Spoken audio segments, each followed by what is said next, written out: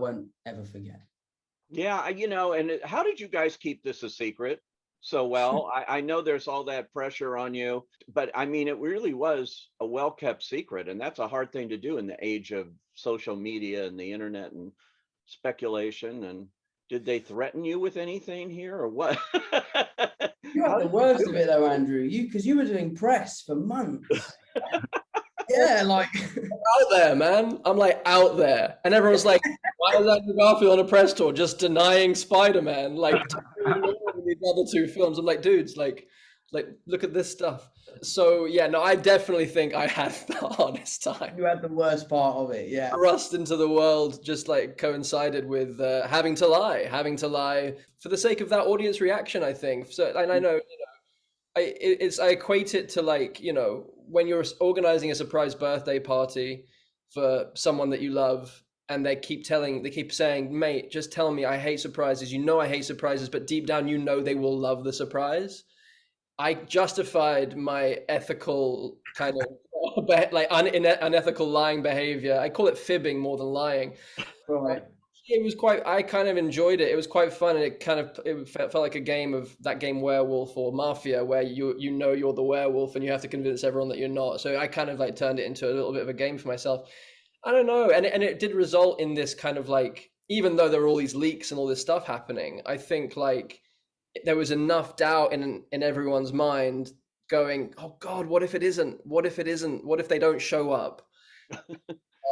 And then, so when we did, it kind of gave them that little bit of icing on top of an already incredibly deep. Like I watched the movie with Tobey for the first time, and I was in pieces. Like this is a deep movie. This isn't just fan service, which it partially is, but like this is a movie that is about a coming of age, like an acceptance of loss, acceptance of death, taking responsibility for your gifts, and like I was torn open by the journey that Tom went on, and that he was having to.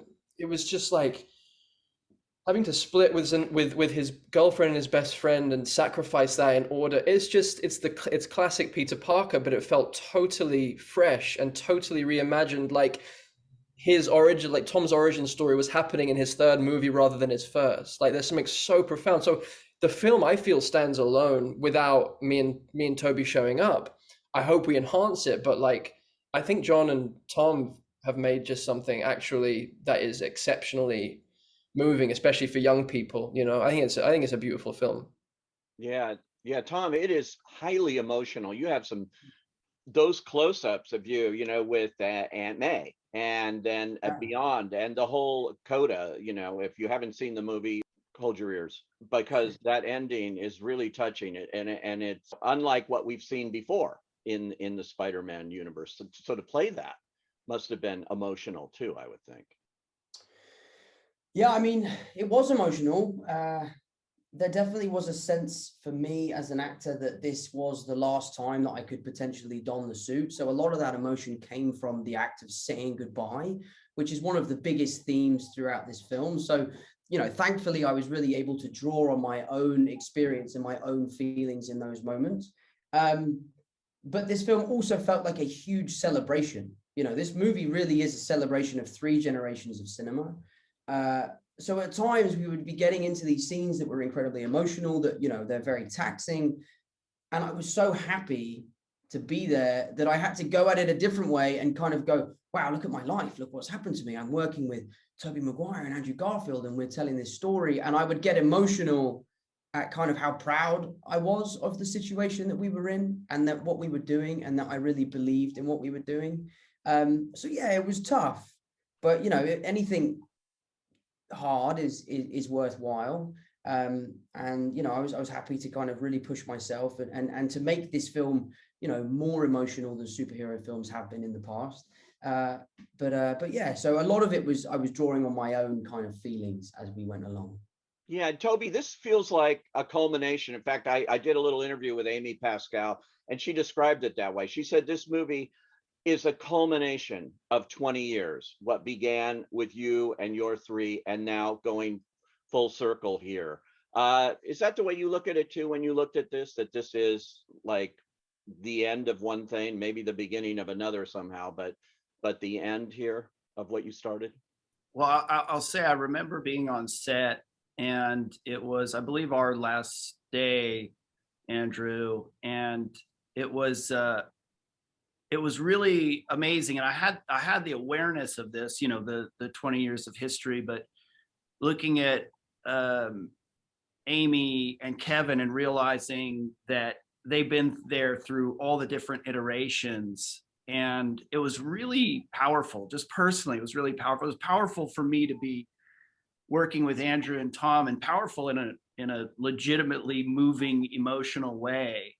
And then to witness Amy and Kevin and consider their journeys through all the films, it was really impactful. And yeah, I was just grateful every day. It was such a rich experience. And as the guys have touched on, the kind of sharing of something and the brotherhood of it, it was just so rich, emotional. And I don't know, I'm not like sitting there conceptually thinking about that all the time, but I would have moments where that kind of stuff would hit me.